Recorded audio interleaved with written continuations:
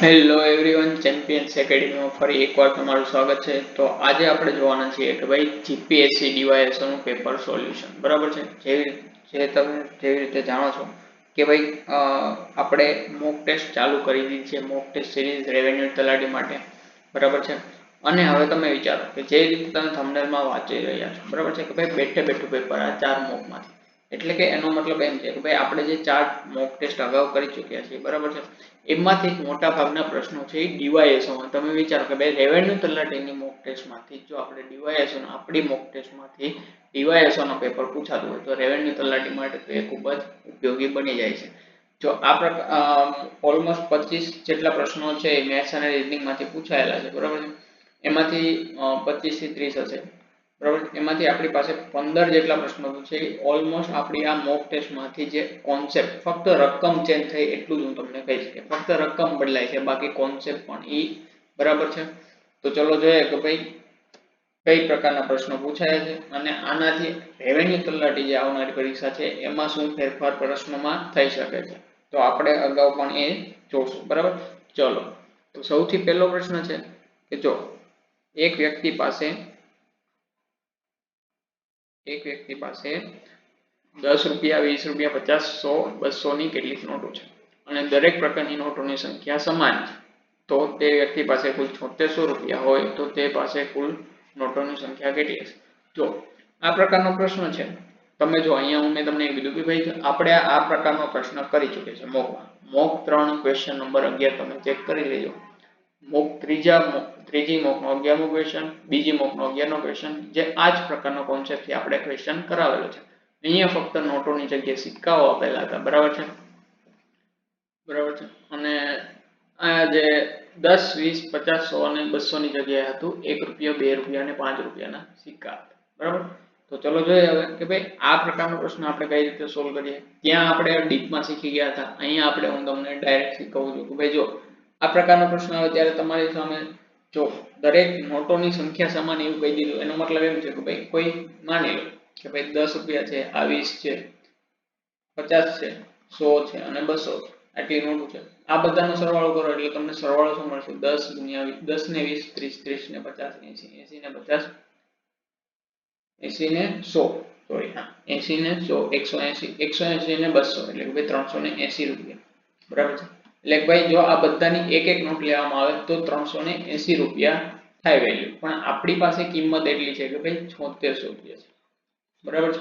તો 7600 રૂપિયા હશે તો એની વેલ્યુ કેટલી થશે કે ભાઈ આ બધાની જો એક એક નોટો લેવામાં આવે એટલે કે કુલ 5 નોટ લેવામાં આવે તો એની વેલ્યુ કેટલી થાય? 380. તો આપણી પાસે 760 રૂપિયા છે તો એની વેલ્યુ કેટલી થશે કે ભાઈ જો 38, 2, 76 એટલે કે ભાઈ 20. એટલે કે ભાઈ આ 20 ગણી નોટો હશે કેનાથી? 5 થી. એટલે કે ભાઈ આપણી પાસે અહીંયા જવાબ આવ્યો 5 એને ગુણ્યા 20 બરાબર 100 નોટો કુલ હશે, બરાબર. જે વિદ્યાર્થીઓને ના સમજાવ્યું હોય એ તમે ડીપમાં હજી તમારે સમજવું હોય તો મને કહેજો, બરાબર, કમેન્ટ બોક્સમાં. નેક્સ્ટ લેક્ચરમાં આપણે અથવા તો નેક્સ્ટ મોકમાં આ પ્રકારના પ્રશ્નો આમ પણ લઈને આવવાના છે, બરાબર છે. તો ચેનલ સાથે જોડાઈ રહેજો, બરાબર.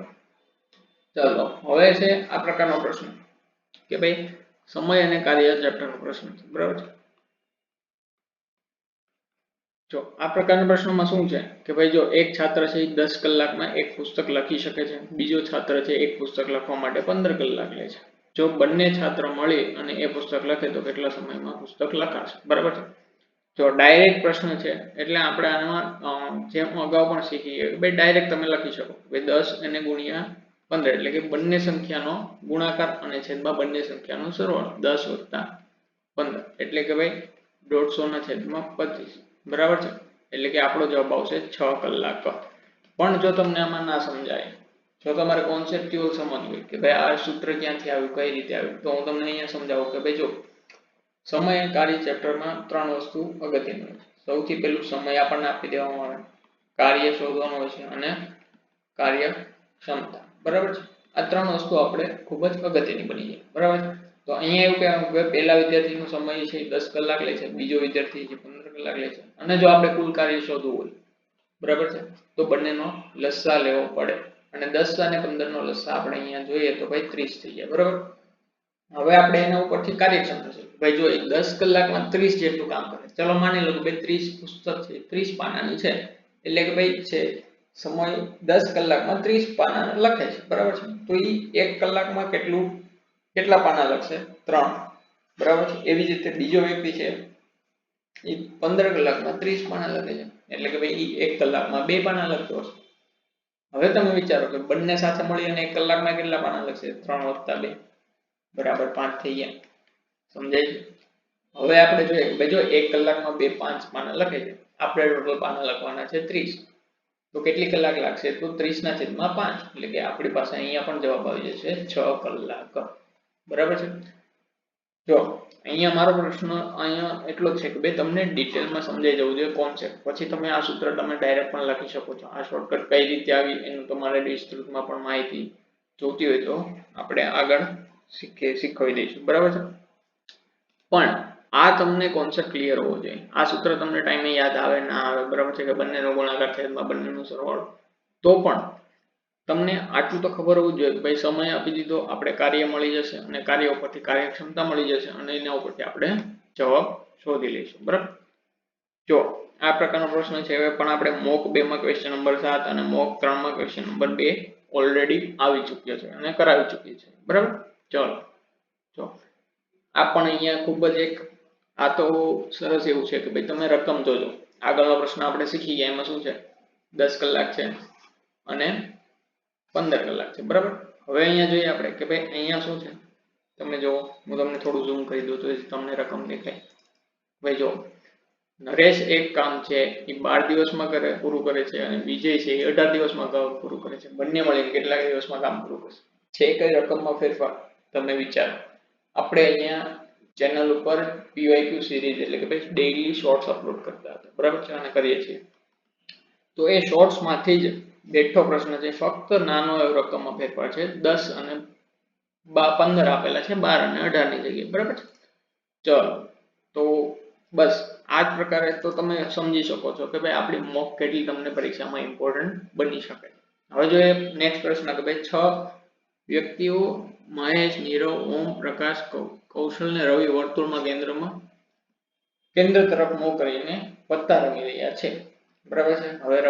હવે અહીંયા બેઠકનો પ્રશ્ન છે. જો આપણે મોક નંબર 1 ક્વેશ્ચન નંબર 1 અને મોક નંબર 4 માં ક્વેશ્ચન 19 અને 21, ત્યાં 19 અને 21 છે ક્વેશ્ચન નંબર મોક 4 માં, એમાં આપણે થોડીક રકમમાં ફેરફાર હતો એટલે આપણે એ ક્વેશ્ચન ત્યારે સોલ્વ નતો કરાવ્યો, પણ આપણે એ ક્વેશ્ચન જરૂરથી લઈને આવ્યા હતા જેમાં વર્તુળમાં જ બેઠા હતા અને મોક એમાં એકમાં તો વ્યક્તિઓ 8 વ્યક્તિઓ વર્તુળમાં જ બેઠા હતા, બરાબર. તો જો આ પ્રકારના મોક છે એને કઈ રીતે સોલ્વ કરશો તમે? ક્વેશ્ચન છે બેઠક, તો સિટિંગ અરેન્જમેન્ટનો પ્રશ્ન છે. માનો કે 6 વ્યક્તિઓ આવી રીતે બેઠા છે, 1 2 3 4 5 6.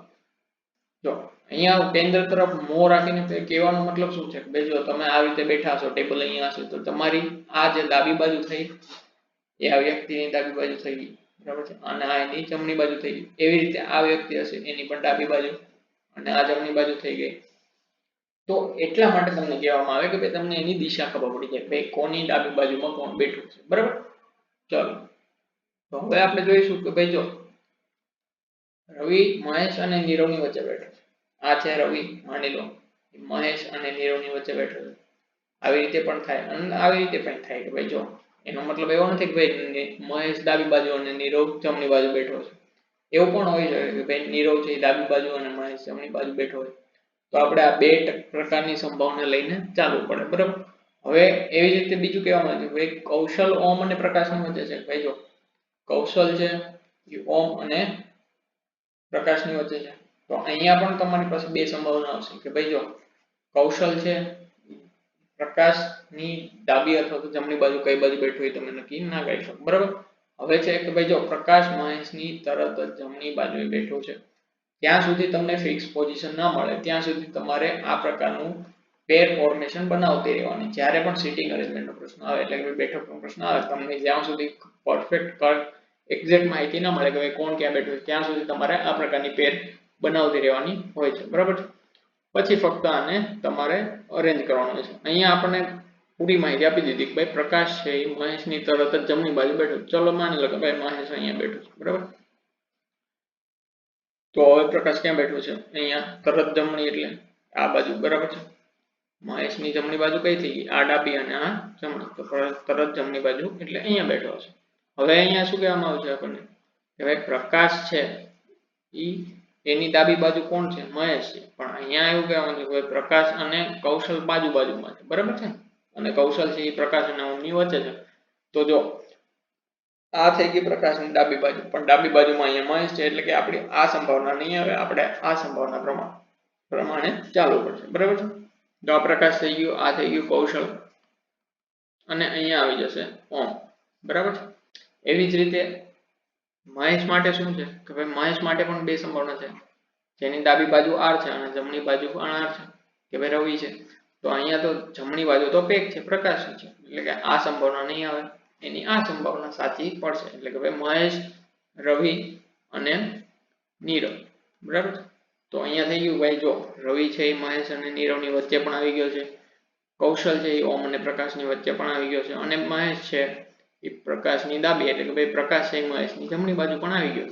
તો આપણી બધી જ જે કન્ડિશન જે પ્રશ્નમાં આપેલી છે ફૂલફિલ થાય છે. હવે પ્રશ્ન શું કહેવા માંગે છે? હવે પ્રશ્ન એવું કે ભાઈ એમની કોની ઓમની તરત જ ડાબી બાજુ કોણ બેઠું છે? જો આ થઈ ગયો ઓમ, એ બેઠે છે આવી રીતે. જો આની ડાબી બાજુ આ હોય તો એની ડાબી બાજુ આ સાઈડ થશે. કેમ કે ભાઈ જો માની લો કે અહીંયા કોઈ વ્યક્તિ બેઠો છે, તે તમારી સામે બેઠો છે, તો એનું મોં આ બાજુ હશે, તેની ડાબી બાજુ આ થશે. એટલે કે ભાઈ કૌશલ છે એની તરત ડાબી બાજુ એ બેઠો હશે, બરાબર. આ એવો કે આ તમને સમજાઈ ગયું. બહુ સરળ એવો પ્રશ્ન છે, આમાં એટલું બધું વિચારવાનું હોતું નથી. જે પ્રમાણે પ્રશ્ન તમને સિટિંગ અરેન્જમેન્ટમાં તો એવું જ હોય છે કે ભાઈ જે પ્રકાર પ્રશ્ન તમને કહે એ પ્રમાણે તમારે ક્લુ ગોઠવતા જવાના હોય છે, બરાબર. જેટલી તમે પ્રેક્ટિસ કરો, જો સિટિંગ અરેન્જમેન્ટ અને પઝલ, જે રીઝનિંગની વાત કરું છું, એમાં તમે જેટલી પ્રેક્ટિસ કરો, જેટલા વધારે પઝલ અને સિટિંગ અરેન્જમેન્ટના પ્રશ્નો સોલ્વ કરો, એટલે તમને ફાવી જાય, એટલે તમારી ફાવટ વધતી જાય, બરાબર.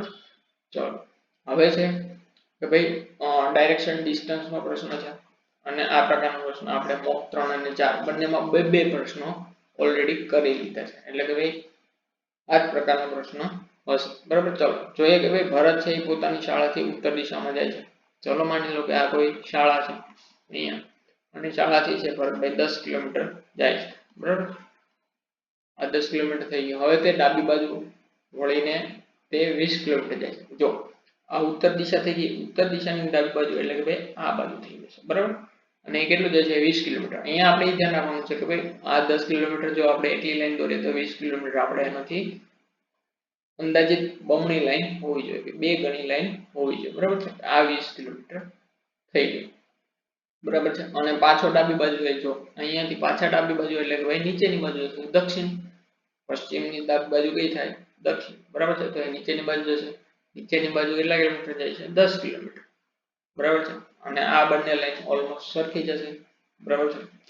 હવે જોઈએ કે ભાઈ તે શાળાથી કેટલો દૂર હશે અને કઈ દિશામાં હશે. જો આ શાળા છે, અહીંયાથી એ કેટલો દૂર હશે? આટલું. હવે આટલું કઈ કેટલું છે? 20 કિલોમીટર છે આ લાઈન ઉપરની લાઈન, તો આ લાઈન પણ 20 કિલોમીટર થઈ જશે. અને એની દિશા કઈ છે? કોઈ પણની ડાબી બાજુ આ જે આ દિશા છે એની પશ્ચિમ દિશા છે, બરાબર છે. તો 20 કિલોમીટર અને પશ્ચિમ દિશામાં છે, સમજાય છે? ચાલો નેક્સ્ટ પ્રશ્ન છે. ચલો જો આ પ્રકારનો પ્રશ્ન છે, એમાં કોઈ પણ પ્રકારે કોઈ ફિક્સ નથી હોતું કે ભાઈ આ જ પ્રકારના પ્રશ્નો પૂછે છે. આ પ્રકારના પ્રશ્નોમાં એવું જ હોય કે ભાઈ જ્યારે પણ તમને રકમ જે વસ્તુ કે એ તમારે કરતી જવાની, એટલે તમને દાખલાનો જવાબ તરત મળી જાય, બરાબર. તો સૌથી પહેલું છે કે ભાઈ જો અનન્ય સવારે 7 કલાકમાં 20 મિનિટ બાકી હોય, જો યાદ રાખજો બાકી શબ્દ યાદ રાખજો, બાકી 7 કલાક અને 20 મિનિટ પણ થઈ જાય તો રકમ જલ્દી એક્ઝામમાં. તો હવે જોઈએ કે ભાઈ 7 કલાકમાં 20 મિનિટ બાકી હોય, 7 કલાકમાં 20 મિનિટ બાકી હોય એટલે કે ભાઈ 6:40 થઈ જશે, બરાબર. તો ત્યારે તેની કઝિન મીરાને મળવા રેલવે સ્ટેશન જવા ઘરેથી નીકળે છે, બરાબર છે. એટલે કે ભાઈ અહીંયા ઘરેથી નીકળે છે અને રેલવે સ્ટેશન જવાનું છે, બરાબર છે. અને રેલવે સ્ટેશન જવા માટે તેને પહોંચવામાં 25 મિનિટ લાગે છે, બરાબર છે. તે રેલવે સ્ટેશન ક્યારે પહોંચી જશે? 6:40 અને +25 એટલે કે 7:05 મિનિટે પહોંચી જશે. હવે તેઓ પ્લેટફોર્મ પર ચા પીવા માટે અને વાત કરવા માટે 15 મિનિટ રહી છે, બરાબર છે. એટલે કે 15 મિનિટ તો એવું માની લો કે ટાઈમ પાસ કરે છે. તો હજી પણ રેલવે સ્ટેશન જ છે, 15 મિનિટ થઈ ગયો એટલે કે 7:20 થઈ ગઈ, છતાં એ રેલવે સ્ટેશન છે. હવે તે 7:55 વાગે તેમના ગંતવ્ય સ્થાને પહોંચે છે કે ભાઈ રેલવે સ્ટેશનથી નીકળી અને 7:55 સ્થાને તે જે જગ્યા ઉપર પહોંચવાનું છે ત્યાં પહોંચે છે અને ટ્રેનને ત્યાં પહોંચવામાં અમુક મિનિટો લાગે છે. તો તેઓ સ્ટેશનથી ટ્રેનમાં ક્યારે બેઠા હશે? જો 7:20 સુધી તો એમણે અહીંયા ટાઈમ કાઢ્યો, બરાબર છે. 7:20 સુધી તો એ રેલવે સ્ટેશન હતા અને પછી ટ્રેનમાં બેઠા હશે અને ત્યાંથી એને ટાઈમ લાગ્યો અને 7:55 એ પોતાના સ્થાને પહોંચી ગયા, બરાબર છે. તો ઓલમોસ્ટ 7:20 જો એ બેઠા હોય તો 7:55 બેઠી જાય એટલે કે ભાઈ 7:20 એ લોકો ટ્રેનમાં બેઠા હશે, બરાબર છે. સમજાય છે? આટલું તો સમજાવવું જોઈએ. બહુ ઈઝી ક્વેશ્ચન છે. જે પ્રમાણે પ્રશ્ન કીધું એ જ પ્રમાણે આપણે ચાલ્યા ગયા છે, બરાબર. કઈ નવીનમાં કરેલું વધારે નથી, બરાબર. ચલો હવે છે અને આની કોઈ શોર્ટકટ કે આની કોઈ રીત હોતી નથી. આ જે પ્રકારે પ્રશ્નો પરીક્ષામાં આવે એ પ્રમાણે આપણે સોલ્વ કરવાના આવે. હવે છે કે ભાઈ એક સંશોધન ઇન્ટર્નશીપમાં કાર્યક્રમ દર અઠવાડિયે પસંદ કરાયેલ ઉમેદવારની સંખ્યા એક છુપાયેલા તાર્કિક ક્રમમાં આગળ વધી રહી છે, બરાબર છે. પ્રથમ 5 અઠવાડિયાની પસંદગીઓ ક્રમશઃ 1, 2, 4, 7, 11 રહી છે. જો પસંદગીઓમાં આવો જ ગુપ્ત વિકસતા ક્રમનો અનુસરણ થાય તો જણાવો કે 10મા અઠવાડિયે ઓકે. તો જો પહેલા અઠવાડિયે એક વ્યક્તિનું સિલેક્શન થાય છે, બીજા અઠવાડિયે 2 વ્યક્તિનું, ત્રીજા અઠવાડિયે 4 વ્યક્તિનું, ચોથા અઠવાડિયે 7, પાંચમા અઠવાડિયે 11. તો હવે આપણે જોવાનું છે કે ભાઈ 6, 7, 8, 9 અને 10મા સ્થાને એટલે કે 10મા અઠવાડિયે કેટલી વ્યક્તિનું સિલેક્શન થશે, બરાબર. તો હવે આપણે જોવાનું છે કે આમાં કોઈ પેટર્ન છુપાયેલી છે. આપણે એ પેટર્ન એટલે કે ભાઈ ટૂંકમાં કહીએ તો શ્રેણીનો પ્રશ્ન છે, બરાબર છે. રકમમાં તમને મોટું કરીને આપી દીધું, બાકી શ્રેણીનો પ્રશ્ન છે. અને જો આ પ્રકારનો શ્રેણીનો પ્રશ્ન પૂછાય તો આપણને બધાને ખ્યાલ છે સૌથી પહેલા જો શ્રેણી જમ્પ મારતી નથી. આપણે બધા શીખી ગયા અગાઉમાં ભાઈ 4 પ્રકારની શ્રેણી હોય છે, એમાં આ પ્રકારની શ્રેણી છે એમાં કોઈ જમ્પ મારતી નથી એટલે કે ભાઈ સાદો એવો તફાવત લઈને શ્રેણી તમે સોલ્વ કરી શકો છો. અહીંયા જોઈએ કે ભાઈ 1 નો તફાવત છે, પછી તફાવત લેવામાં આવે તો 2 નો, ભાઈ પહેલા અઠવાડિયે 1 લીધું તો પછી 1 નો તફાવત કરીને 2, બીજા અઠવાડિયે 2 નો તફાવત કરીને ત્રીજા અઠવાડિયે 4 લીધા. એવી જ રીતે અહીંયા જોઈએ તફાવત તો 3 નો છે, તો અહીંયા તફાવત થઈ ગયો 4 નો. એનો મતલબ એમ કે ભાઈ 1 નો તફાવત વધારતો જવાનો છે. તો અહીંયા જોશું આપણે તો તફાવત 5 નો, અહીંયા તફાવત જોશું તો 6 નો, અહીંયા જોશું તો 7 નો, અહીંયા જોશું 8 અને અહીંયા જોશું તો 9 નો, બરાબર છે. હવે આપણે જોઈએ કે ભાઈ તફાવત છે 11 અને 5 વત્તા થઈ કરીએ એટલે 16, બરાબર છે. 16 ને 6 22, 22 ને 7 29, 29 ને 8 37, 37 અને 9 તો 46 છે એ 10મા અઠવાડિયે એટલા સંખ્યાઓ લેવામાં આવશે, બરાબર. તો આપણો આન્સર રહેશે ઓપ્શન નંબર બી, બરાબર. ચલો હવે જોઈએ નેક્સ્ટ કે ભાઈ જો ફોર્મ છે, ઓકે, કોડિંગ ડીકોડિંગ છે. આ પ્રકારનો પ્રશ્ન આપણે મોક 4 માં શીખી ગયા છીએ, બરાબર છે. મોક 4 માં આ જ પ્રકારનો પ્રશ્ન હતો, એમાં થોડું કોડિંગ અલગ પ્રકારનું હતું, બરાબર છે. વર્ડ ટુ વર્ડ હતું, અહીંયા વર્ડ ટુ નંબર છે, બરાબર. ચલો તો પ્રશ્ન એવો છે કે ભાઈ જો ફોર્મ FIRM એનો કોડ કંઈક એવી રીતે છે 2746 અને BOND અને એનો કોડ છે 1638. તો આપણે શોધવાનું છે DRIB. જો આ પ્રકારમાં બે પ્રકારે હોય, કોડનો લોજિક હોય પણ ખરો અને ના પણ, બરાબર છે. જો એ માની લો કે ભાઈ f નો b સાથે કઈ આપણે સૌથી પહેલા એ જોવાનું કે f નો 2 સાથે કઈ સંબંધ છે કે નહીં, i નો 7 સાથે સંબંધ છે કે નહીં, r નો 4 સાથે છે કે નહીં, m નો 6 સાથે છે કે નહીં, પણ આપણને અહીંયા કોઈ સંબંધ મળતો નથી, બરાબર છે. એવી રીતે પછી આપણે બીજા વર્ડમાં જોઈએ પણ બીજામાં પણ આપણે b નો 1 સાથે સંબંધ નથી મળતો, o નો 6 સાથે પણ કઈ નથી, બરાબર છે. n નો 3 સાથે પણ નથી અને d નો 8 સાથે પણ નથી. પછી આપણે જોઈએ ત્રીજો વર્ડ, તો એમાં એ જ પ્રકારના અંક છે એટલે કે ભાઈ લેટર છે કે જે આગળના બંને શબ્દોમાં છે, એટલે કે ભાઈ d છે એનો કોડ આગળ આપણને આગળથી મળી જવાનો છે, r નો કોડ પણ આગળથી મળી જવાનો છે. તો અહીંયા એનો મતલબ એમ થયો કે ભાઈ આ કોડનો કોઈ મીનિંગ નહીં હોય, તો આપણે ફક્ત અહીંયાથી બેઠો આન્સર તમે અહીંયા આપી શકો છો. જેવી રીતે ભાઈ d નો છે તો ભાઈ d નો આન્સર 8 આવશે, r છે તો r નો આન્સર 4 છે, બરાબર છે. તો આ બે ઉપરથી તમે આન્સર આપી શકો છો ભાઈ ઓપ્શન નંબર A. પછી જોઈએ ભાઈ કે ભાઈ i છે તો i નો આન્સર 7 હશે, બરાબર છે. અને બી છે તો બી નો ઓપ્શન છે તો બી છે એક એનું આન્સર. બરાબર, સમજાઈ ગયું? બરાબર છે, બહુ ઈઝી ક્વેશ્ચન છે. આ પ્રકારના પ્રશ્નો તમારી પરીક્ષામાં જે રેવન્યુ તલાટી માટે તો ખાસ બનીને ઉપયોગી છે. બરાબર, ચલો અહીંયા છે કે ભાઈ જો ઘડિયાળમાં 12 ને બદલે 6, 1 ને બદલે 7, 2 ને બદલે 8, એટલે કે ભાઈ જો આ પ્રકારની કોઈ ઘડિયાળ હશે તમારી, જો સર્કલ ઉપર ના જતા ટ્રાય કરીએ કે ભાઈ આપણું બેસ્ટ બને. તો પેન્ટિંગ આપણું નાનપણથી ખરાબ છે. બરાબર છે, અહીંયા હશે 12, 1, 2. જો આ બધું તમારે પરીક્ષામાં કરવાનું નથી, પણ હું તમને સમજાવવા માટે દોરું છું કે ભાઈ જો અહીંયા હોય 8, 9, 10 અને 11. બરાબર, અને અહીંયા જ આપણે બીજું કઈ લખી શકીએ. અને બીજું શું લખી શકીએ કે ભાઈ અહીંયા હશે મિનિટ, તો મિનિટ અહીંયા થઈ જશે 5 મિનિટ, અહીંયા 10 મિનિટ થાય. તમને ખ્યાલ હોય તો બરાબર છે. અહીંયા 15 મિનિટ થાય, 3 ઉપર મિનિટ કાંટો આવે એનો મતલબ એમ કે અહીંયા 15 મિનિટ હશે. બરાબર છે, તો જે હું મિનિટનું લખું છું એ તમને યાદ રાખજો. બરાબર, 25 છે, આ મિનિટ લખું છું, 30, 35, 40, 45, 50, 55 અને 60. હવે એમાં એવું કહેવામાં આવ્યું છે ભાઈ પ્રશ્નમાં શું કહેવામાં આવ્યું, જો કે ભાઈ આના કઈ લખવામાં અડાવડું કરી દીધું છે કે ભાઈ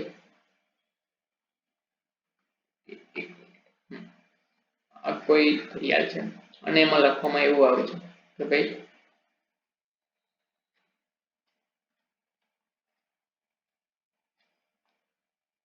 આ 12 છે એની જગ્યાએ 6, એટલે કે ભાઈ આ છે એકબીજાને ક્રોસ થાય. બરાબર છે, એવી જ રીતે 1 છે એને 7, 2 છે એને 8, 3 છે 9, 4 અને 10, 11 અને 12.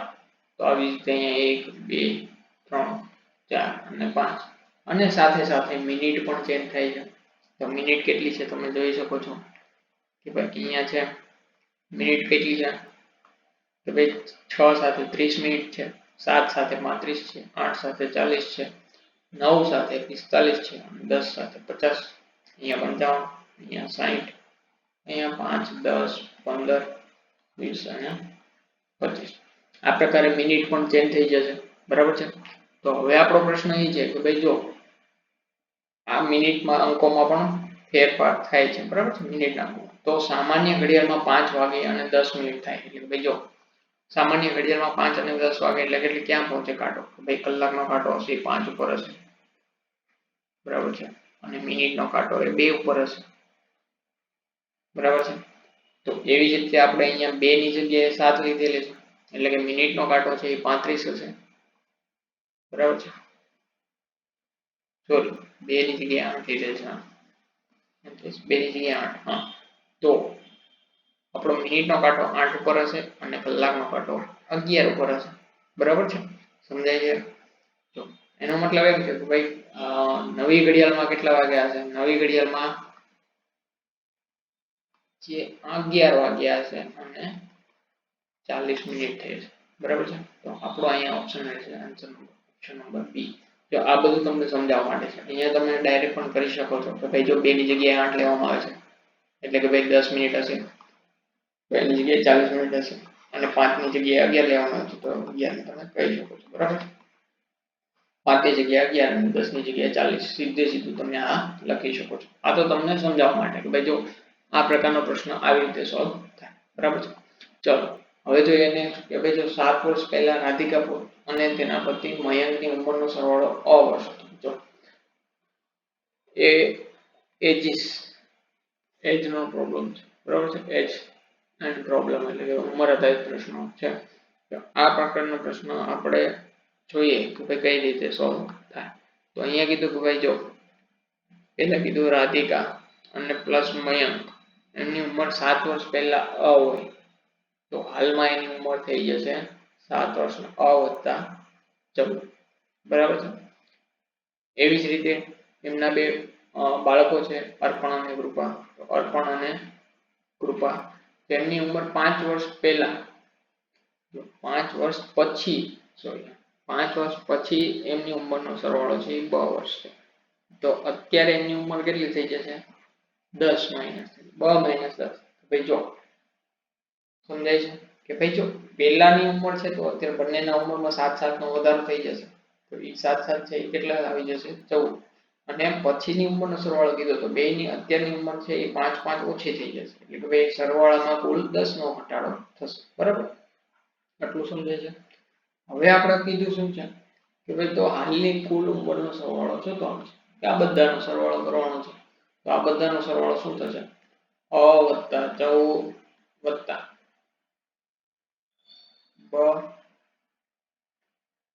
માઇનસ 10 બરાબર આ એનું થઈ જશે તો અહીંયા આવશે અ વત્તા બ અને એને વત્તા 4 14 માંથી 10 જાય તો જવાબ આપણો 4 આપણો આન્સર રહેશે અ બ વત્તા 4 બરાબર છે ઓપ્શન નંબર સી એ આપણો આન્સર છે બરાબર છે હવે જોઈએ કે ભાઈ એક સંખ્યાને 5 ગણી કરી અને તે સંખ્યા ઉમેરતા જો આ પણ એક એવો પ્રશ્ન છે જે તમારે રકમ ઉપરથી જ કરવાનો હોય છે આમાં કોઈ બીજું કોઈ નવીન કરવાનું એક સંખ્યા છે માની લો એક સંખ્યા x છે એના 5 ગણા કરો એટલે કે ભાઈ એને ગુણ્યા 5 કરો તો એ સંખ્યા થઈ જશે 5x અને એમાં તે સંખ્યા 5 ગણા કરી અને તે સંખ્યા ઉમેરો એટલે 5 ગુણ્યા કરે હવે એમાં એ જ સંખ્યા ઉમેરવાની છે એટલે કે ટોટલી સંખ્યા થઈ જશે 6x 6x બરાબર તો હવે એનો સરવાળો આપણને કેટલો કીધો છે 186 તો x બરાબર કેટલા થઈ જશે 186 એના છેદમાં 6 એટલે કે આપણો જવાબ આવશે 6 તેરી 18 અને 6 એકા 6 એટલે કે આપણો જવાબ આવશે 31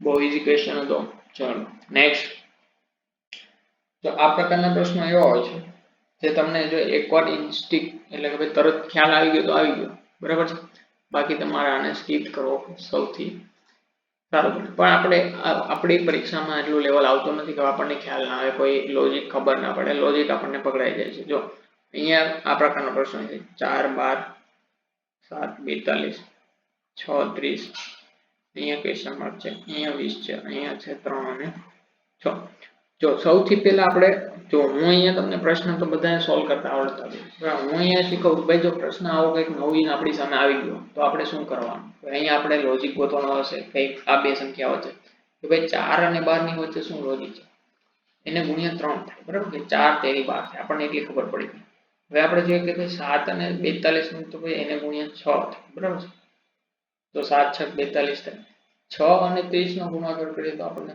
5 થાય તો ભાઈ 6 5 30 થાય તો અહીંયા કંઈક એવી સંખ્યા કઈ એક સંખ્યા સાથે ગુણાતી હશે કે જેનો ગુણાકાર 20 થાય બરાબર છે એટલું આપણને સમજાઈ ગયું અને અહીંયા જોયા જાય ભાઈ 3 છે તો એનો ગુણાકાર છે 2 સાથે 3 2 6 જો એટલું સમજાઈ ગયું હવે આપણને ખબર નથી પડતી કે ભાઈ આનો 4 નો 3 સાથે ગુણાકાર કેમ શું કામ કર્યો 7 નો 6 સાથે શું કામ કર્યો હવે એ વિચારવા જાવ તો આપણને આઈડિયા આવી જશે ભાઈ જો 4 ની સંખ્યા 4 અને 3 પહેલા તો સૌથી પહેલા ક્રમિક સંખ્યા છે 7 અને 6 એ પણ ક્રમિક સંખ્યા છે 6 અને 5 એ પણ ક્રમિક છે અને 3 અને 2 એ પણ ક્રમિક સંખ્યા છે ક્રમિક તો છે પણ અહીંયા છે એ મોટી સંખ્યા છે અહીંયા છે નાની સંખ્યા છે બરાબર છે કે ભાઈ 4 છે એનીથી એક ઓછી સંખ્યા વડે ગુણાકાર થાય છે એવી રીતે 7 નું જુઓ તો 7 થી એક ઓછી સંખ્યા 6 એની વડે ગુણાકાર થાય છે એવી રીતે જોઈએ કે ભાઈ 6 છે તો એનું 5 સાથે ગુણાકાર એટલે કે ભાઈ એક ઓછી સંખ્યા તો અહીંયા કોઈક એવી બે ક્રમિક સંખ્યા છે જેનો ગુણાકાર 20 થતો હશે તો 4 ગુણ્યા 5 આપણને બધાને ખબર છે 5 ગુણ્યા 4 થાય તો 5 છે એ અહીંયા રહેવાના અંશમાં કેમ કે ભાઈ 5 છે એનાથી કોઈ એવી ઓછી સંખ્યા જેનો ગુણાકાર આપણે 5 સાથે કરવાથી 20 જવાબ મળે તો આપણો આન્સર રહેશે 5 બરાબર છે આઈ હોપ કે આ તમને જે પ્રોસેસ છે જે આપ સોલ્વ કરવાની ઈ તમને સમજાવી જોઈએ બરાબર છે હું અહીંયા તમને એમ કહી દઈશ કે ભાઈ 4 નો 3 આપણને ખબર જ છે 7 ને 6 42 થાય 6 5 30 થાય અને આપણને લોજિક મળી ગયો ભાઈ એક ઓછી સંખ્યા ગુણાકાર બરાબર છે પણ તમને ધીરે ધીરે જે તમે જે રીતે સોલ્વ કરો કે તમારી સામે કોઈ પહેલી વાર આ પ્રકારનો પ્રશ્ન આવી ગયો તો તમે કઈ રીતે આને સોલ્વ કરશો એ આપણે જોઈએ બરાબર ચલો સિલોગિઝમનો પ્રશ્ન છે આ પ્રકારના પ્રશ્નો આપણે સિલોગિઝમના બધી જ મોકમાં ડેઈલી બે પ્રશ્નો કરીએ છીએ બરાબર તો આપણે અગાઉ પણ કરી ચૂક્યા છે ચલો તો પ્રશ્ન એવો છે કે ભાઈ બધી ચાવી સ્ટેપલર છે જો બધી ચાવી છે એ સ્ટેપલર છે સૌથી પહેલા બરાબર છે હવે બધા સ્ટેપલર બ્લેડ છે એટલે કે એનું આઉટ થઈ જશે બધા સ્ટેપલર બ્લેડ છે બરાબર છે હવે કે ભાઈ કેટલીક બ્લેડ ઇરેઝર છે તો એનો ડાયાગ્રામ કંઈક આવો થઈ જશે બધી બ્લેડ ઇરેઝર છે અને કેટલાક ઇરેઝર શાર્પનર છે. તો અહીંયા થઈ ગયું શાર્પનર, કેટલાક ઇરેઝર શાર્પનર, બરાબર. તો હવે જોઈએ આપણે કે ભાઈ જો ઇરેઝર અને શાર્પનર આપણને ખ્યાલ આવી ગયો. હવે કેટલાક શાર્પનર નિષ્કર્ષવા છે ભાઈ, કેટલા શાર્પનર ચાવી છે. શાર્પનર અને ચાવી એની વચ્ચે આપણને કોઈ પણ પ્રકારનો સંબંધ જોવા મળતો નથી, બરાબર છે. તો આપણે એ કહી ના શકીએ, એટલે આ વિધાન આપણું ખોટું, બરાબર છે. પછી બધી ચાવીઓ બ્લેડ છે, બધી ચાવી છે બ્લેડ છે, તો કહે હા બધી ચાવી છે એ બ્લેડ ની અંદર આવે છે, બરાબર છે. તો બધી ચાવી બ્લેડ છે એ પણ આપણું સાચું, એ આપણું સાચું થતું, બરાબર. પેલું ખોટું છે. હવે કેટલાક ઇરેઝર ચાવીઓ છે, આ ઇરેઝર છે એનો ચાવી સાથે કઈ સંબંધ આપણને દેખાય છે? ડાયરેક્ટ કોન્ટેક્ટ તમને દેખાય છે ડાયાગ્રામમાં? નહીં. તો ડાયરેક્ટ કોન્ટેક્ટ ના હોય તો આપણે એના વિશે કઈ વાત કરી શકીએ નહીં. એટલે કે ભાઈ કેટલાક ઇરેઝર ચાવી છે એ આપણે ના કહી શકીએ. એટલે કે ભાઈ વિધાન 2 એક જ સાચું છે અને એનો મતલબ એમ છે કે આપણો આન્સર થશે સી, ઓપ્શન નંબર સી, વિધાન 2 અનુસારે છે. ફક્ત 2, બીજું કોઈ નહીં. સોરી, વિધાન એ નિષ્કર્ષ. ઓકે, તો મિત્રો હવે આપણે જોવાના છીએ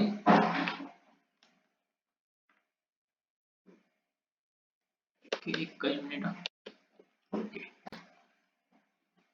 ચાલો ફૂલ ચાલો કે ભાઈ પઝલ આવી ગયા છે, પઝલ, બરાબર છે. અને આનાથી લોકો બહુ બધા ભાગતા હોય છે. તો મારું એવું માનવું છે કે તમે જેટલી સિટિંગ અરેન્જમેન્ટ અને પઝલ જેટલા પ્રશ્નો સોલ્વ કરશો એટલે તમને મારા પ્રમાણે સૌથી તમારો ફેવરેટ ટોપિક બની જશે. જે પણ વિદ્યાર્થીઓ રીઝનિંગ અને પઝલથી ગભરાતા હોય તો એ વિદ્યાર્થીઓને ખાસ એટલું સૂચના છે કે તમે જેટલી વાર પ્રેક્ટિસ કરશો એટલી વાર તમે એકવાર પ્રેક્ટિસ કરી લીધા પછી આ પ્રકારના પ્રશ્નો કેટલી વાર પૂછાય? અલગ અલગ અમે બીજું કશું આવતું નથી, એટલે એક જ પ્રકારના પ્રશ્નો પૂછાય છે. તો તમે ખાસ આ પ્રકારના પ્રશ્નો શીખી લો, બરાબર છે. ચાલો, તો પ્રશ્ન અહીંયા એવો છે ભાઈ 7 સભ્યો છે, બરાબર છે. અને એ 7 સભ્યો છે yes PQ RSTU TV W U નથી મિસ. ઓકે, તો MF 7 એક પરિવાર સભ્ય છે, બરાબર છે. એમાં 3 સ્ત્રી છે, એટલે કે ભાઈ જો 7 સભ્યો છે, 3 ફિમેલ થઈ, 4 ઓટોમેટિક મેલ થઈ ગયા, બરાબર છે. હવે એમ જોવાનું છે ભાઈ દરેક વ્યક્તિ અલગ વ્યવસાય છે, એટલે કે જો આ પ્રકારના પઝલમાં સૌથી પહેલા આપણે 7 લાઈન અને 7 બોક્સ દોરી દેવાના, 3 4 5 6 અને 7, બરાબર છે. પછી બીજી વાત કે ભાઈ હવે શું કહેવામાં આવે છે ભાઈ જો અહીંયા લગાવી દો P Q R S T V અને W U નથી, બરાબર છે. હવે એનું કહેવામાં આવ્યું છે કે અહીંયા આપણે લખીશું સૌથી પહેલા બે વેરિયેબલ છે, એટલે કે ભાઈ આપણી પાસે બે વસ્તુ છે, એક તો જાતિ અને બીજું છે વ્યવસાય, બરાબર છે. તો આ બે ખાના આપણે દોરીશું કે ભાઈ એકમાં આપણે જાતિ દેખાડીશું, બીજામાં વ્યવસાય. હવે જોઈએ કે ભાઈ કોઈ પણ સ્ત્રી ફાર્માસિસ્ટ કે ચાર્ટર એકાઉન્ટ નથી, તો અહીંયા આપણે લખી નાખીએ કે ભાઈ સ્ત્રી છે, ફાર્માસિસ્ટ કે ચાર્ટર એકાઉન્ટ નથી, બરાબર છે. તો આપણને ખાલી ફક્ત નોટ યાદ રહેવી જોઈએ, બરાબર છે. હવે જોઈએ કે ભાઈ દરેક વ્યક્તિની આવક અલગ અલગ છે. ઓકે, એટલે આપણે અહીંયા ઇન્કમ પણ આપી દીધી છે, તો આપણે આને ત્રીજું પણ દર્શાવી શકીએ કે ભાઈ આવી રીતે અહીંયા આવક જે આપણે હશે એ દર્શાવી છે, બરાબર છે. ઓકે, તો કંઈક બહુ વધારે ડિફિકલ્ટ આપી દીધું લાગે છે. પછી સી એ સૌથી વધુ આવક ધરાવે છે. ઓકે, એટલે આનો પ્રશ્ન એમ છે કે ભાઈ કમ્પેરિઝન છે આવકનો, તો આપણે અહીંયા 7 એવા લાઈન, કમ્પેરિઝનનો મતલબ સરખામણી, તો સરખામણી માટે તો આ પ્રકારે આપણે લાઈન દોરી અને સરખામણી કરી શકીએ છીએ. સૌથી પહેલું કહેવામાં આવ્યું છે કે ભાઈ 7 થઈ ગયા. ઓકે, તો એ સૌથી પહેલું એમ કહેવાનું કે સી એ સૌથી વધુ આવક ધરાવે છે, તો આપણે અહીંયા લખી નાખીએ કે ભાઈ અહીંયા જે વ્યક્તિ હશે એ સી હશે, સૌથી વધારે આવક, બરાબર છે. આ રીતે આપણે આવકને દર્શાવી શકીએ ભાઈ કોની આવક સૌથી વધુ છે. હવે છે એસ છે ઈ એન્જિનિયર, તો કાઉન્સમાં કહી દીધું બે એન્જિનિયર, એની આવક વી ડોક્ટર કરતા ઓછી છે. સૌથી પહેલા આપણે વ્યવસાય લખીશું ભાઈ એસ છે એ એન્જિનિયર છે, બરાબર છે. અને વી છે એ ડોક્ટર છે, બરાબર છે. એમ કીધું ભાઈ એસ ની આવક વી કરતા ઓછી છે, એટલે કે ભાઈ એવું થઈ જશે કે ભાઈ વી ની આવક છે એસ કરતા ઓછી વધારે, આ પ્રકારે કંઈક થઈ જશે. હવે છે ભાઈ આર શિક્ષકની આવક પી કરતા વધુ છે, એટલે ભાઈ આર છે અને એસ કરતા ઓછી છે. આર થઈ ગયું સૌથી પહેલા તો શિક્ષક, તો આપણે અહીંયા વ્યવસાયનો શિક્ષક લખી નાખ્યો. પછી આર ની આવક પી કરતા વધુ છે અને એસ કરતા ઓછી, એટલે કે એસ કરતા ઓછી હશે તો આર ની આવક અહીંયા હશે અને પી કરતા વધુ છે, બરાબર છે, તો ગ્રેટર ધેન પી અને લેસ ધેન એસ. હવે છે કે ભાઈ ડબલ્યુ ની પત્ની સૌથી ઓછી આવક ધરાવે છે, એટલે કે ભાઈ ડબલ્યુ ની પત્ની અહીંયા હશે, ડબલ્યુ ની વાઇફ હશે એ અહીંયા હશે, અને સૌથી અગત્યનું કે ભાઈ ડબલ્યુ આપણને પુરુષ અહીંયા આપણને કહી દીધું છે, બરાબર છે. ડબલ્યુ ની પત્ની હોય તો એ પોતે તો પુરુષ થવાનું છે, બરાબર. તો આપણે એ પણ અહીંયા લખી નાખશું. જો અહીંયા એવું હોય છે કે ભાઈ એક ક્લુ આપેલો હોય એનાથી આપણે બીજો ક્લુ હિડન આપણને મળી જાય, જે આપણે ગોતવાનો હોય છે. પઝલમાં સૌથી અગત્યનું એ જ હોય છે કે ભાઈ એક ક્લુ એવો આપેલો હોય કે જેનાથી તમને બીજી માહિતી ઓટોમેટિક મળે. અહીંયા આપણને કહી દીધું કે ડબલ્યુ ની પત્ની સૌથી ઓછી આવક ધરાવે છે, તો આપણને ખબર પડી ગઈ કે ભાઈ ડબલ્યુ તો પુરુષ છે, એની જાતિ આપણને મળી ગઈ. હવે છે કે ભાઈ ટી એક અવિવાહિત સ્ત્રી છે, એટલે કે ભાઈ ટી છે સ્ત્રી થઈ ગઈ સૌથી પહેલા, અને અવિવાહિત છે એટલે કે ભાઈ ટી છે અહીંયાની હોય, ડબલ્યુ ની વાઇફ ની હોય, એનો મતલબ એવો છે. સમજાઈ ગયું? જો આ એક વાક્ય ઉપરથી બે વસ્તુ મળી, ટી સ્ત્રી છે અને અવિવાહિત છે, એટલે કે ટી છે એ ડબલ્યુ ની વાઇફ પણ નહીં.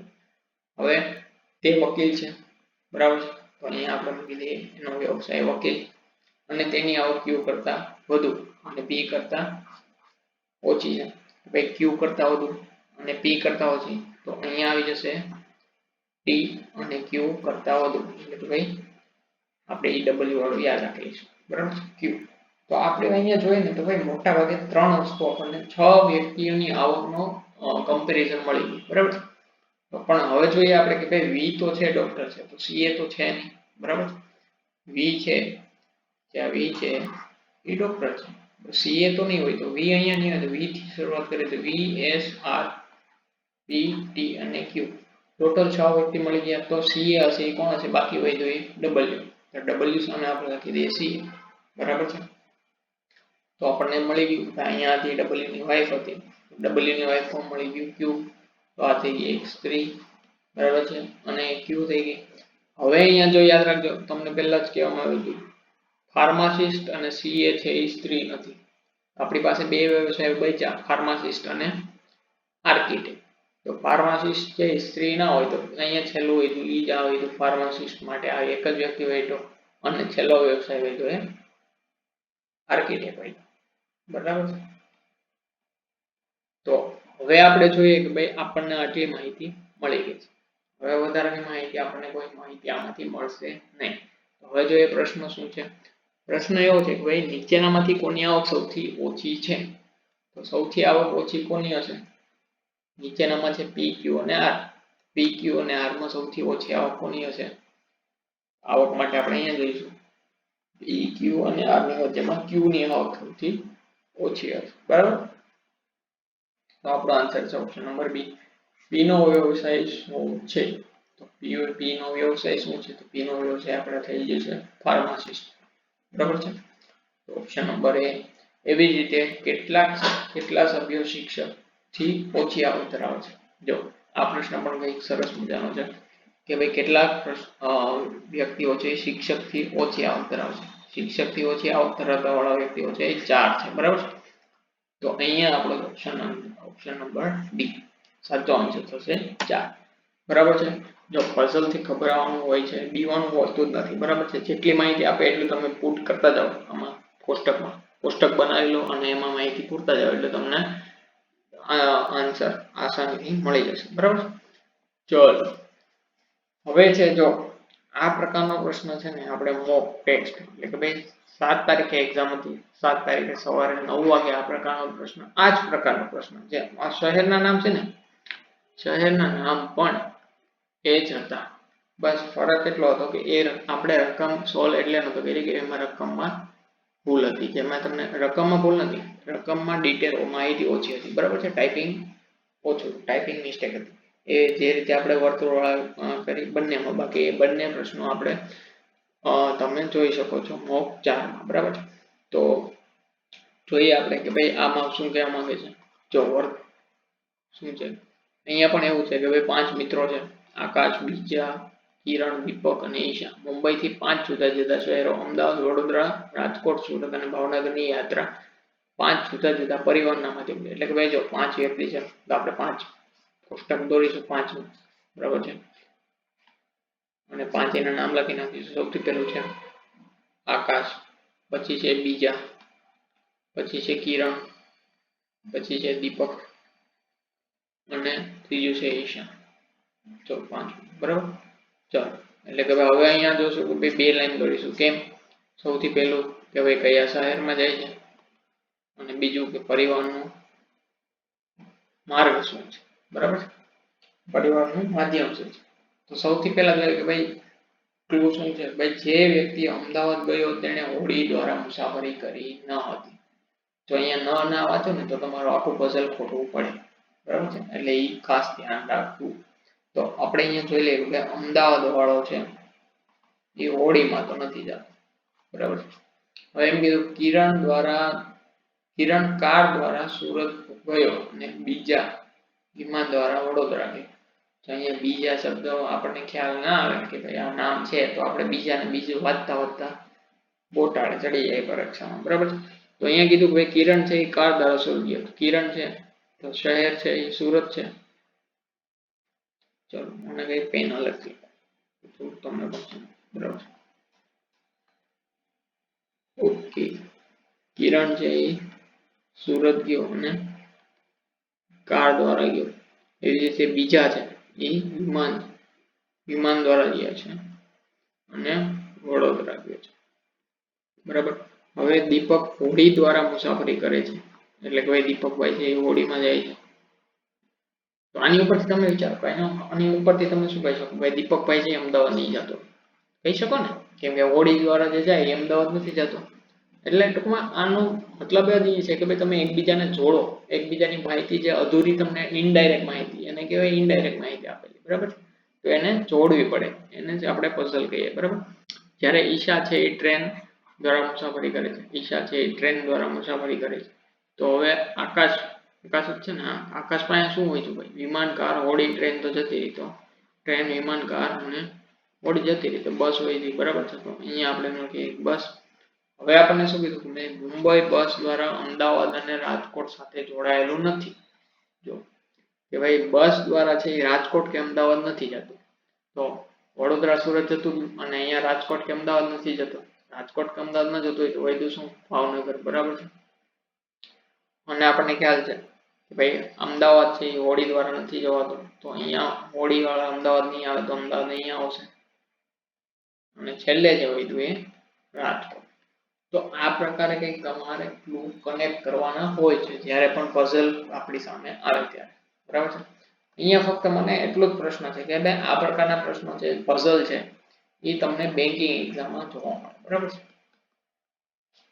આરઆરબી હોય, આઈબીપીએસ હોય કે ભાઈ એસબીઆઈ હોય, જ્યારે પણ એ પ્રકારના પ્રશ્નો એમાં પૂછાય ત્યારે એક પઝલ હોય તો એની નીચે તમને 5 પ્રશ્નો આપેલા હોય. જે રીતે આ તમને 3 પ્રશ્નો આપેલા છે ને 1, 2 અને 3 એવી રીતે તમને 5 પ્રશ્નો આપેલા હોય અને 5 માર્ક્સ તમને મળે. અહીંયા તમને 3 જ માર્ક્સ આપે છે. મારો પ્રશ્ન થોડોક કન્સર્ન એ છે કે ભાઈ એટલીસ્ટ 5 પ્રશ્નો તમને આમાંથી આપવા જોઈએ. જ્યારે પણ તમે આ પ્રકારનો આટલો પ્રશ્ન મોટો સોલ્વ કરો તો તમને એટલીસ્ટ 5 માર્ક મળવા જોઈએ. તો પ્રશ્ન હવે આપણે જોઈ લઈએ એકવાર કે ભાઈ વ્યક્તિ અને પરિવહન માધ્યમનું નીચેનામાંથી કયું સંયોજન સાચું નથી. જો ઈશા છે એ વિમાન દ્વારા જાય છે કે નીચે જોઈ લો બરાબર છે. સૌથી પહેલા કે ભાઈ ઈશા છે એ વિમાન દ્વારા જાય છે નહીં. ઈશા છે એ ટ્રેન દ્વારા જાય તો પેલું ખોટું. કિરણ છે એ કાર દ્વારા જાય છે કે નહીં? જો કિરણ છે એ કાર દ્વારા જાય. હવે આપણે જોઈ લઈએ કે કિરણ છે એ કાર દ્વારા જાય છે. હા બીજું સાચું થઈ ગયું. તો પહેલું જ ખોટું થયું બરાબર છે. આપણે અહીં ખોટું તો ગોતવાનું હતું, બીજું જોવાનું તો ઓકે. આપણો આન્સર રહેશે ઓપ્શન નંબર. ચાલો દીપક માટે નીચેનામાંથી કયું સંયોજન સાચું છે? દીપક માટે સૌથી પહેલા દીપક છે. દીપકભાઈ ક્યાં છે? ચોથા નંબર બરાબર. દીપકભાઈ છે એ રાજકોટ અને હોડી એના માટે સાચું છે. તો દીપક માટે સૌથી પહેલું રાજકોટ અને હોડી ઓપ્શન નંબર બી સાચો. નીચેનામાંથી અમદાવાદ કોણ ગયું છે? અમદાવાદ આપણને બધાને ખ્યાલ છે કે ભાઈ 5મો નંબર ઈશા ગઈ છે બરાબર. તો આપણો ઓપ્શન નંબર છે એ સાચો. ચલો હવે જો એક દુકાનદાર એક વસ્તુની છાપેલી કિંમત 30% વધારે છે અને પછી 20% ઘટાડી દે છે. જો સૌથી સરળ છે, આપણને બધાને ખ્યાલ છે, plus or minus x plus or minus y minus xy upon 100. આ પ્રકારનું સૂત્ર છે એ સરેરાશ એટલે કે સક્સેસિવ ઇન્ક્રીમેન્ટ કે ડિક્રીમેન્ટ. સક્સેસિવ એટલે કે ભાઈ એક ધારો વધારો અથવા ઘટાડો કરવામાં આવે, બરાબર છે, ત્યારે આ પ્રકારનું સૂત્ર ઉપયોગમાં આવે છે.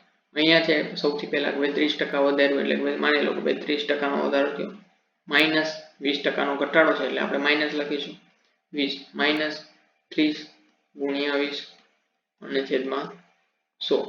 તો હવે આપણે જોઈ લઈએ ભાઈ 30 માઇનસ 20 એટલે કે ભાઈ 10 એના માઇનસ આ બે 0 0 જશે તો 3 2 6 એટલે કે ભાઈ 4% છે પોઝિટિવ એટલે કે ભાઈ 4% નો વધારો, બરાબર છે. આવી જ રીતે તમે બીજી રીતે પણ સોલ્વ કરી શકો છો, પણ જ્યારે મારું એવું માનવું છે કે જ્યારે બે જ પ્રકારનો વધારો ઘટાડો કરવામાં આવે ત્યારે આ જ મેથડ યુઝ કરવી.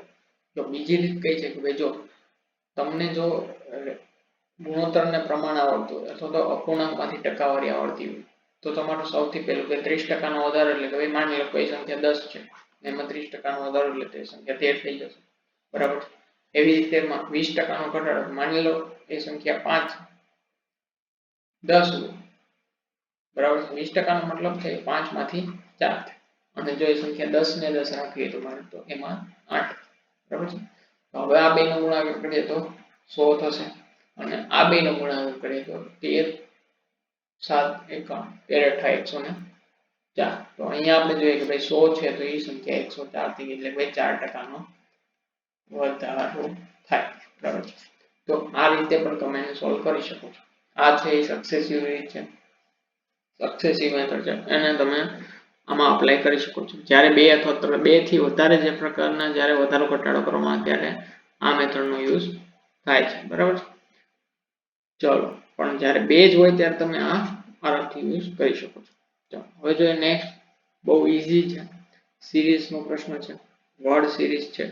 તો અહીંયા આપણે જોઈએ કે ભાઈ એકબીજા સાથે સંબંધ ડાયરેક્ટ આપણને દેખાય છે. જે નવો વ્યક્તિ હોય એને પણ આ સમજાય છે કે ભાઈ જો અહીંયા છે a માંથી b, b માંથી c, બરાબર છે. તો c માંથી d થવો જોઈએ, d માંથી e.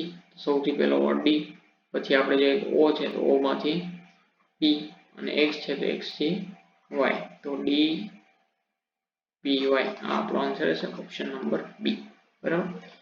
ચાલો, ઇનઇક્વાલિટી સૌથી ઈઝી ચેપ્ટર મને જે લાગતું હોય ને તો આ છે, બરાબર. સૌથી ઈઝી ચેપ્ટર ગણી તો જોઈએ ભાઈ d q less than d.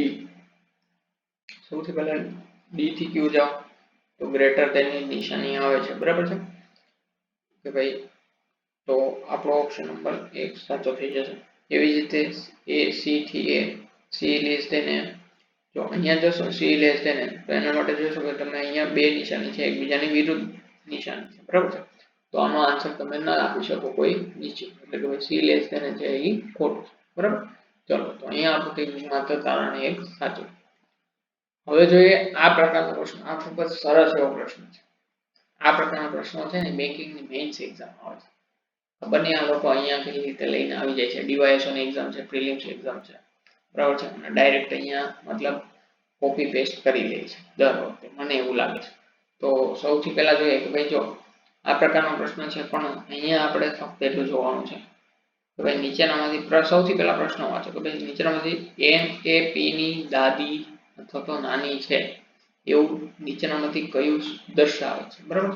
તો સૌથી પહેલા આપણને ખબર પડી ગઈ કે n છે એ સૌથી પહેલા શું હશે, સ્ત્રી હશે, એટલે ખ્યાલ પડી ગયો. હવે તમે ઉપરના પ્રશ્ન જુઓ, અહીંયા નીચેનો ભાઈ n સાથે સૌથી પહેલા m નો સંબંધ છે, બરાબર છે કે ભાઈ m $n એવું લખેલું છે, બરાબર. અહીંયા આપણે ડોલર વાળું વાંચીએ કે ભાઈ x $y એટલે કે ભાઈ y એ x નો પિતા છે. તો આનો મતલબ એમ થયો ભાઈ n એ m નો પિતા છે, બરાબર છે. તો અહીંયા તો m પુરુષ થઈ ગયું, તો આ પુરુષ ખોટું હશે, બરાબર છે. આપણે તો n સ્ત્રી જોઈએ છે. પછી જોઈએ ઓપ્શન નંબર બી, તો અહીંયા છે m હેશટેગ m, બરાબર છે. m માટે શું છે, હેશટેગ માટે કે ભાઈ y એ x ની માતા છે. તો n છે એ n ની માતા છે, બરાબર છે, એટલું સમજાઈ ગયું. તો આ ઓપ્શન હોય શકે, આપણે એટલું કહીએ. પણ હવે આપણે જોઈએ કે ભાઈ s અને m નો q સાથે સંબંધ શું છે? q ડોલર m, એટલે કે ડોલર ની વાત કરીએ q ડોલર m, તો m છે એ q નો પિતા છે. અહીંયા આપણને ખબર પડી કે ભાઈ q નો પિતા m છે, બરાબર છે. અને p @ q, બરાબર છે, p @ q એટલે કે ભાઈ q એ p નો પતિ છે. તો આ થઈ ગયું એનું, q એ p નો પતિ છે. તો આ થઈ ગયું ને દાદી અથવા તો નાની p, બરાબર છે, સમજાય છે. હવે આપણે જોઈએ ઓપ્શન નંબર 3. ઓપ્શન નંબર 3 શું છે? n છે, દાદી અથવા તો નાની નથી થતી, સમજાઈ ગયું ને. હવે જોઈએ કે n @ m, n છે @ છે m, sorry m%, n m% m એટલે m એ n ની બહેન છે, સમજાઈ ગયું. હવે જોઈએ કે ભાઈ બીજું શું છે? n નો q સાથે સંબંધ, q dollar n, q dollar n એટલે કે ભાઈ n એ q નો પિતા છે, n એ q નો પિતા છે, q આવી રીતે આવશે. અને p નો q સાથે સંબંધ શું છે? p એ સૌથી પહેલા તો અહીંયા છે n m% m એટલે કે ભાઈ q, અહીંયા પણ n તો પેલું જ છે ને, n તો પુરુષ થઈ ગયું, તો આપણે અહીંયા તો આગળ વધવાનું થતું જ નથી, તો આ ઓપ્શન પણ નહીં આવે.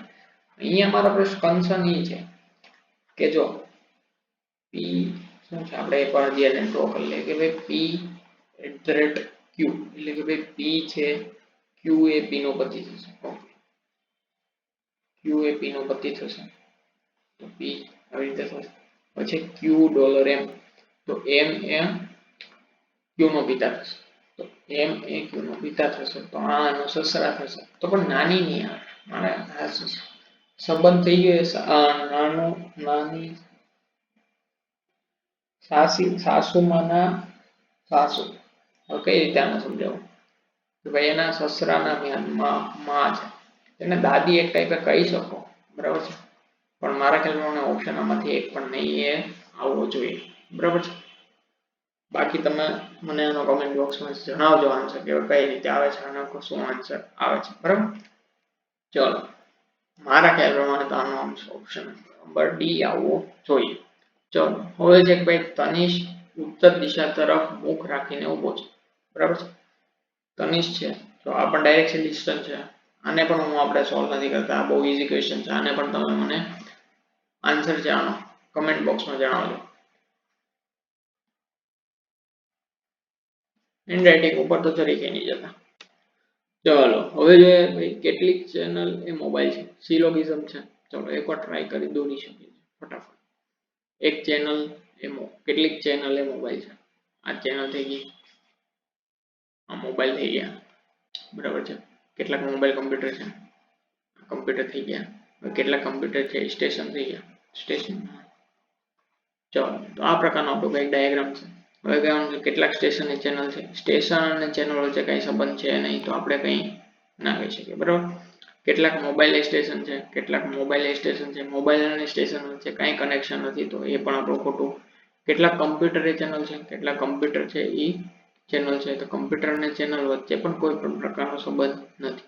બધી ચેનલ સ્ટેશન છે, બધાનો તો ઓપ્શન આપણે છે જ નહીં અહીંયા, તો બધી ચેનલ સ્ટેશન તો ક્યાંથી હોવાની, બરાબર છે. તો અહીંયા એનો મતલબ એમ કે ભાઈ એક પણ અનુસરતો નથી, ઓપ્શન નંબર એ આપણો સાચો જવાબ રહેશે, બરાબર. ચાલો એક મિનિટ, બધી ચેનલ સ્ટેશન છે, અમુક ચેનલ સ્ટેશન નહીં, બરાબર છે. ચલો, આ છે પઝલ. 6 શિક્ષકો, બરાબર છે, અલગ અલગ વિષયો શીખવે છે અને આ જ ક્રમમાં જવું જરૂરી નથી. તેઓ ફક્ત 4 મહિલાઓ વ્યાખ્યાતાઓ છે, નીચે આપેલું ઓકે. તો ચલો, આને પણ આપણે એઝ અ બોક્સ આપણે સૌથી પહેલા બનાવીશું 6 બોક્સ, બરાબર છે. 4 5 3 2 5 1 6, બરાબર છે. ચાલો, સૌથી પહેલા અદિતિ, ભાવના, ચારુ, દિનેશ, ઈશા, ફેઝલ.